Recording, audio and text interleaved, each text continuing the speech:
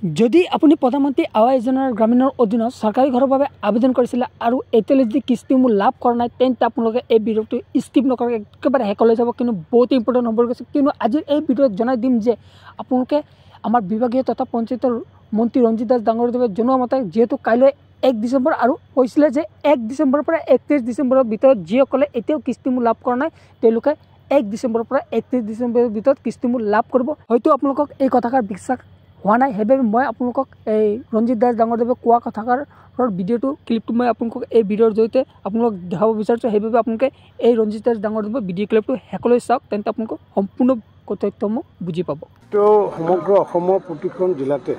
আৰু প্ৰতি বছৰে এবাৰকৈ মই পৰ্যালোচনা কৰোঁ আৰু বিশেষকৈ মোৰ বিভাগৰ প্ৰধানমন্ত্ৰী আৱাস যোজনা হওক বা MGNREGA হওক বা 15 ফাইনেন্সে হওক বা ASLM হওক বা ফুড এণ্ড চিভিল ছাপ্লাই হওক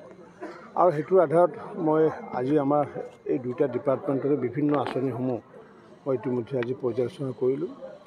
যেহেতু প্ৰধানমন্ত্ৰী আৱাস যোজনাৰ ক্ষেত্ৰত আমাৰ উল্লেখযোগ্য আমি সফলতা লাভ কৰিছোঁ কাৰণ আমাৰ যি একেখিনি ষ্টাফৰ জৰিয়তে আমাৰ যি টোটেল সৰ্বমুঠ 20 লাখ ঘৰ যি আমাক আবণ্টন দিছিলে সেই 20 লাখ ঘৰৰ ভিতৰত আমি ইতিমধ্যে 19,41,000 ঘৰ ইতিমধ্যে আমি সম্পূৰ্ণ কৰিছোঁ। বাকী 60,000 ঘৰ এতিয়াও নিৰ্মাণৰত অৱস্থাত আছে। সেই 60,000 ঘৰৰ যাতে আমি অতি সোনকালে যাতে কৰিব পাৰোঁ তাৰ কাৰণে প্ৰতিখন জিলালৈ গৈ মই এইটো তেওঁলোক আহ্বান জনাই টাৰ্গেট দি আহিছোঁ। আজিও মই টাৰ্গেট দিছোঁ যে ডিচেম্বৰ মাহৰ ভিতৰতে ইয়াৰ যিমানখিনি ঘৰ কৰিবলগীয়া আছে সেইখিনি ঘৰ ইয়াতে ঘৰ বেছি কৰিবলগীয়া নাই, প্ৰায় 800 ঘৰ কৰিবলগীয়া আছে। সমগ্ৰ অসমত 60,000ৰ ভিতৰত 800টো কম্পাৰেটিভলি পজিশ্যন ভাল। এই 800 যাতে আমি ডিচেম্বৰ মাহত কৰিব পাৰোঁ তাৰ কাৰণে এওঁলোকক বিভিন্ন ধৰণৰ মই অংক কোৱা বুলি ক'ব লাগিব কাৰণ প্ৰতিদিনে কিমানটাকৈ কৰিব লাগিব এই সন্দৰ্ভত মই বিতংকৈ বুজাই দিছোঁ আৰু অন্যথা এইটোও কৈছোঁ সকিয়নি দিছোঁ যে ডিচেম্বৰ মাহৰ ভিতৰত যদি আমাৰ ইয়াতে আবণ্টিত সৰ্বমুঠ ঘৰ যিমান আছিলে এই আবণ্টিত ঘৰ প্ৰায় 21,000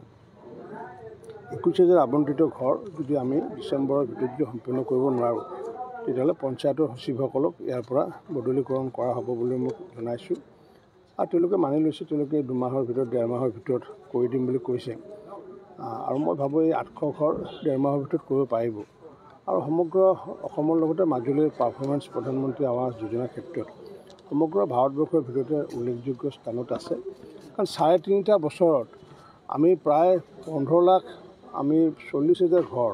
নিৰ্মাণ কৰাটো ভাৰতবৰ্ষৰ ভিতৰতে আমাৰ অসমে এটা উল্লেখযোগ্য বৰঙণি আগবঢ়াইছে আৰু যাৰ কাৰণে ভাৰত চৰকাৰ সন্তুষ্ট হৈ পেলাই নতুনকৈ পুনৰ আমাক 1,70,000 ঘৰ নতুনকৈ আবণ্টন আমাক দিছেগৈ।